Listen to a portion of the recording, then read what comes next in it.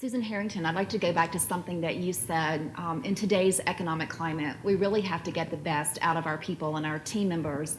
And you did address how you incorporate the professionals coming in from college and some of the meeting professionals that have been in our industry for 3 or less years.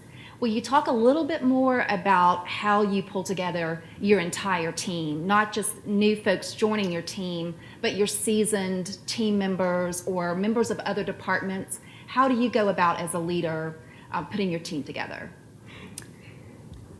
Well, I guess to start with, I would say what I said in the very beginning is I seek to find people who are absolutely smarter than me and that can round out skill sets that are interdependent but not necessarily similar. So you may have a foundation of a professional skill set, but in looking at how to build a strong team, I look for people who bring different things to the table, because if we're all the same, we're going to miss something. Right. And so recognizing the different management styles, the different ways in which people approach problem solving, I really try to look at a mix of that and putting together a team that the whole is greater than the sum of its parts. And I think that we also, as a team,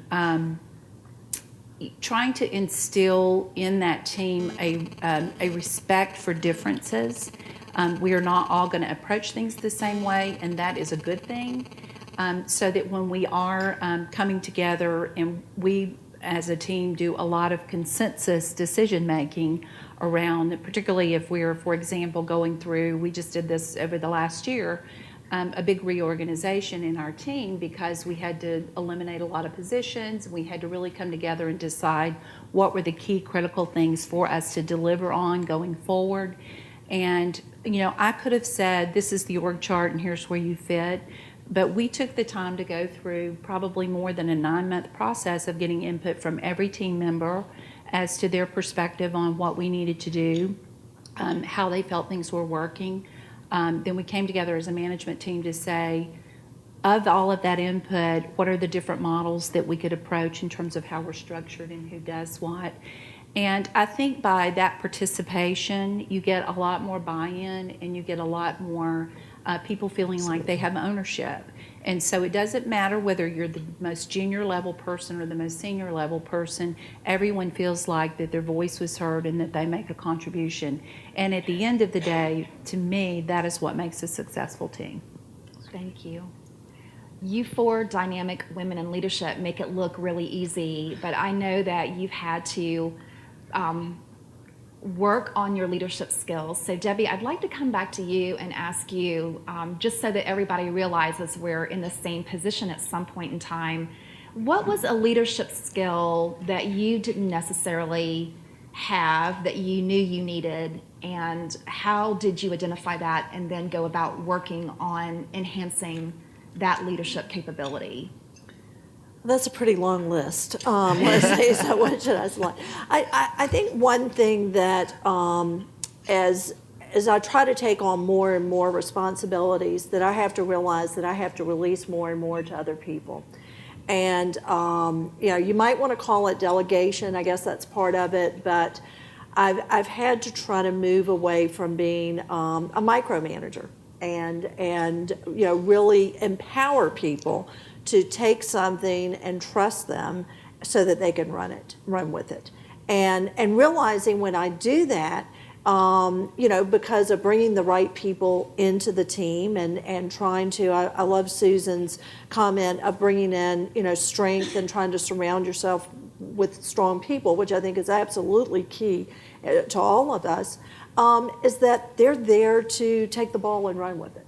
And so that's been a process of learning to delegate to a certain extent, but also to trust and also empower and also develop people so they can get to the point where something can be turned over to them. Because as you take on more and more, as so many of you know in this room, you cannot have your hand on every single thing.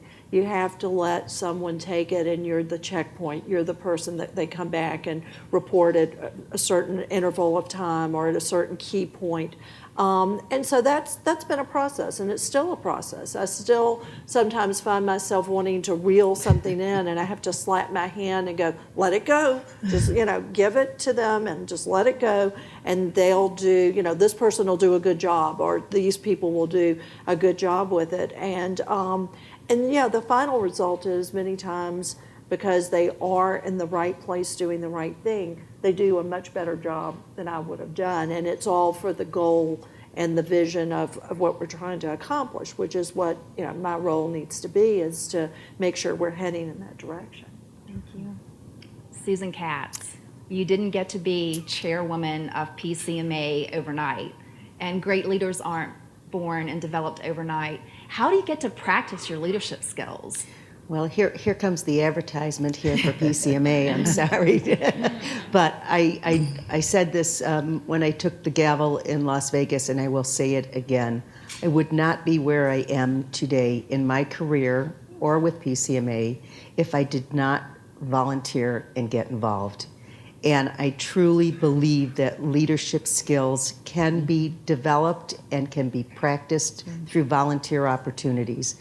And it's maybe heresy, but whether it's through PCMA or some other organization, I truly think find your passion, get involved with it, get involved with committee work. There's so much to be learned when you're sitting on a committee, how to influence other people, how to get up and speak your mind, how to express yourself, how to lead a committee, and then move up through that organization, because the skills you learn while you're volunteering are totally translatable into your job, because you are working with people, you're learning about people, and you're also learning about yourself at the same time. You are working on skills that are going to be helpful along the way. I absolutely would not have gotten the job at True Value when I moved from the association to corporate unless I could get up and express what my passions were and express and influence other people. And those were skills I absolutely learned by working on volunteer committees. So I encourage you all to get involved in your life. I know we all have full lives. We all work hard. But the time you give back to any organization will pay you back tenfold, both in personal satisfaction by doing something that you really feel passionately about, but also in developing skills that will help you move in your career. Oh, Erica? Well, Michael's going to take care of that for me.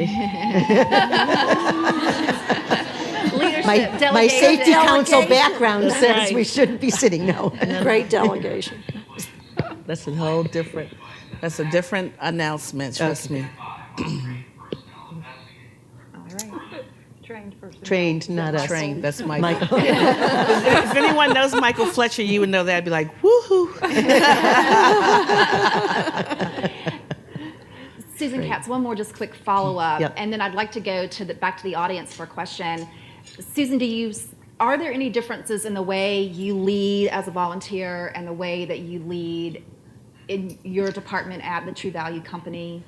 I think a lot of leading and volunteering is also translatable to my job at this point. It's about setting a clear vision of what you're trying to accomplish, taking input from other people, learning what their vision is and how it fits into the overall vision, and influencing others to buy into the vision and to help you support that vision. And I think whether you're working in a volunteer group or whether I'm working in an office, I still use those same skill sets in order to accomplish the job. How about a question from the audience? Yes, well, there's several. We'll take two. If you'll please come to the microphone and tell us your name and who you're with. Good afternoon. I'm Sabrina Delk. I'm the Vice President of the USC Student Chapter. And the question that I have is kind of for our students that are here today.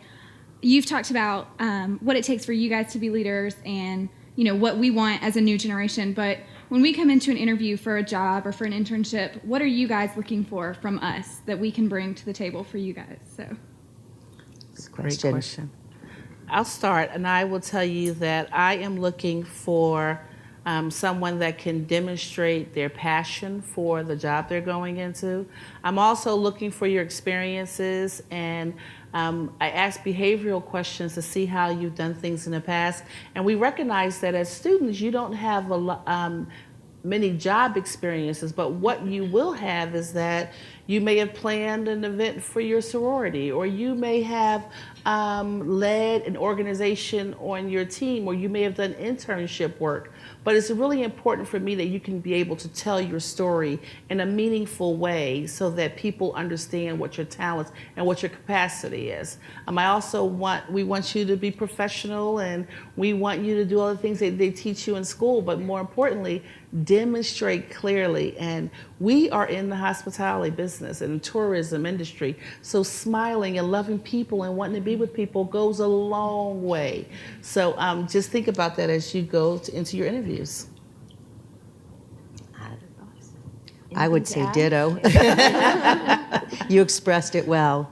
We are in hospitality, and that is first and foremost, and that means being outgoing and honest and really showing a passion for what you want to do and being clear about your vision of what you want in this industry and where you see yourself in this industry, and presenting a very a clear picture of who you are and how you would benefit any organization. I think that's huge. Sure.